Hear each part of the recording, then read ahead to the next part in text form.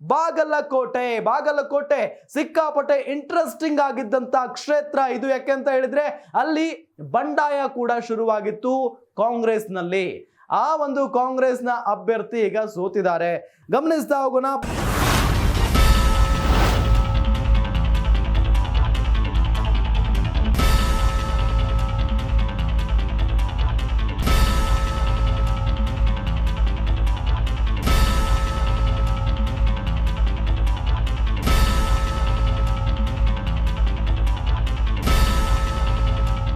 ಬಾಗಲಕೋಟೆಯಲ್ಲಿ ಬಿಜೆಪಿಗೆ ಭರ್ಜರಿ ಜಯವಾಗಿದೆ.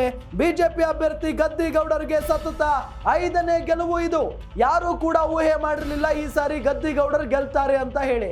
ಯಾಕೆ ಅಂತ ಹೇಳಿದ್ರೆ ಅವರ ವಿರುದ್ಧ ಅಲೆ ಶುರುವಾಗಿತ್ತು ಬಾಗಲಕೋಟೆಯಲ್ಲಿ. ಆದ್ರೆ ಈ ಬಾರಿಯೂ ಕೂಡ ಗದ್ದಿಗೌಡರ್ ಗೆದ್ದಿದ್ದಾರೆ. ಗದ್ದಿಗೌಡರ್ ಅವರ ಎದುರು ಸಂಯುಕ್ತ ಪಾಟೀಲ್ ಅವರು ಸ್ಪರ್ಧೆ ಮಾಡಿದ್ರು. ಚುನಾವಣೆ ಸಂದರ್ಭದಲ್ಲಿ ದೊಡ್ಡ ಮಟ್ಟದ ಚರ್ಚೆ ಆಗ್ತಾ ಇತ್ತು ಸಂಯುಕ್ತ ಪಾಟೀಲ್ ಅವರ ವಿಚಾರ. ಲಿಂಗಾಯತ ಪ್ರಾಬಲ್ಯ ಕ್ಷೇತ್ರವಾಗಿರುವಂತ ಬಾಗಲಕೋಟೆ ಕ್ಷೇತ್ರ ಏನಿದೆಯಲ್ಲ, ಇದು ಲಿಂಗಾಯತರ ಪ್ರಾಬಲ್ಯ ಇರುವಂತ ಒಂದು ಕ್ಷೇತ್ರ.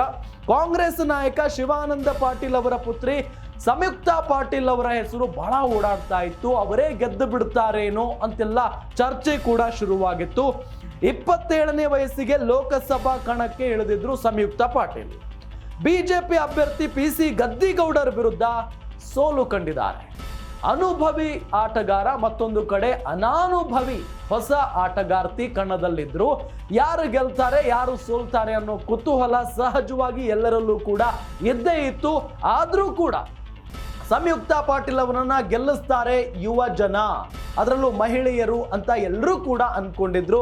ಆದ್ರೆ ಸಂಯುಕ್ತ ಪಾಟೀಲ್ ಅನುಭವಿ ಆಟಗಾರನ ಮುಂದೆ ಸೋತು ಹೋಗಿದ್ದಾರೆ. ಗದ್ದಿಗೌಡರ್ 5ನೇ ಬಾರಿಗೆ ಗೆದ್ದಿದ್ದಾರೆ.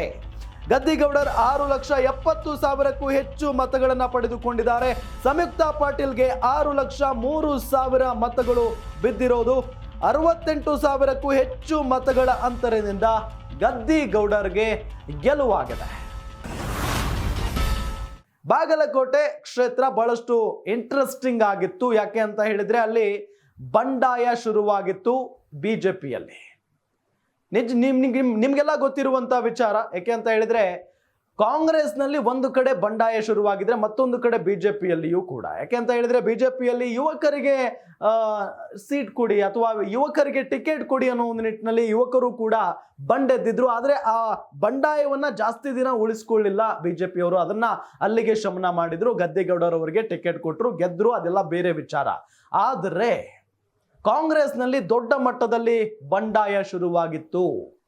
ಅಲ್ಲಿನ ಪ್ರತಿಷ್ಠಿತ ಕುಟುಂಬದ ಹೆಣ್ಣು ಮಗಳೊಬ್ಬರು, ಕಾಂಗ್ರೆಸ್ ನಾಯಕಿಯೊಬ್ಬರು ನನಗೆ ಟಿಕೆಟ್ ಬೇಕು ಅಂತ ಹೇಳಿ ಪ್ರಯತ್ನವನ್ನ ಪಡ್ತಾ ಇದ್ರು. ಆದ್ರೆ ಅವರಿಗೆ ಬಿಟ್ಟು ಸಂಯುಕ್ತ ಪಾಟೀಲ್ ಅವರಿಗೆ, ಶಿವಾನಂದ ಪಾಟೀಲ್ ಅವರ ಪುತ್ರಿ 27 ವರ್ಷದ ಸಂಯುಕ್ತ ಪಾಟೀಲ್ ಅವರಿಗೆ ಟಿಕೆಟ್ ನೀಡ್ತು ಕಾಂಗ್ರೆಸ್. ಎಲ್ಲೋ ಒಂದ್ ಕಡೆ ಆ ಬಂಡಾಯನೇ ಸಂಯುಕ್ತ ಪಾಟೀಲ್ ಅವರ ಸೋಲಿಗೆ ಕಾರಣ ಆಗಬಿಡ್ತಾ. ಸ್ವಪಕ್ಷದ ನಾಯಕರು ಎಲ್ಲೋ ಒಂದ್ ಕಡೆ ಬಂದ್ರು, ಪ್ರಚಾರವನ್ನ ನಡೆಸಿದ್ರು. ಬಂಡಾಯ ಎದ್ದಂಥವರೆಲ್ಲ ಬಂದು ಪ್ರಚಾರವನ್ನ ನಡೆಸಿದ್ರು. ಆದ್ರೆ ಎಲ್ಲೋ ಒಂದ್ ಕಡೆ ಒಳಗೆ ಆ ಕಿಚ್ಚಿರುತ್ತಲ್ಲ, ಅಸಮಾಧಾನ ಇರುತ್ತಲ್ಲ, ಅದು ಇವರಿಗೆ ಎಫೆಕ್ಟ್ ಮಾಡ್ತಾ ಅನ್ನೋದು ಕೂಡ ಇಲ್ಲಿ ವಿಚಾರ ಮಾಡಬೇಕಾದಂತ ಒಂದು ಸುದ್ದಿ. ಯಾಕೆ ಅಂತ ಹೇಳಿದ್ರೆ ಕಾಂಗ್ರೆಸ್ ಈ ಬಾರಿ ರಾಜ್ಯದಲ್ಲಿ ಅಧಿಕಾರದಲ್ಲಿದೆ. ಹಾಗಾಗಿ ಗೆದ್ದೇ ಗೆಲ್ತಾರೆ ಸಂಯುಕ್ತ ಪಾಟೀಲ್ ಅಂತಾನೂ ಕೂಡ ಹೇಳಲಾಗ್ತಾ ಇತ್ತು. ಅಂತಿಮವಾಗಿ ಸಂಯುಕ್ತ ಪಾಟೀಲ್ ಸೋತು ಹೋಗಿದ್ದಾರೆ. ಗದ್ದಿಗೌಡರ್ 5ನೇ ಬಾರಿಗೆ ಗೆದ್ದು ಇತಿಹಾಸವನ್ನ ನಿರ್ಮಿಸಿದ್ದಾರೆ ಬಾಗಲಕೋಟೆ ಲೋಕಸಭಾ ಕ್ಷೇತ್ರದಲ್ಲಿ.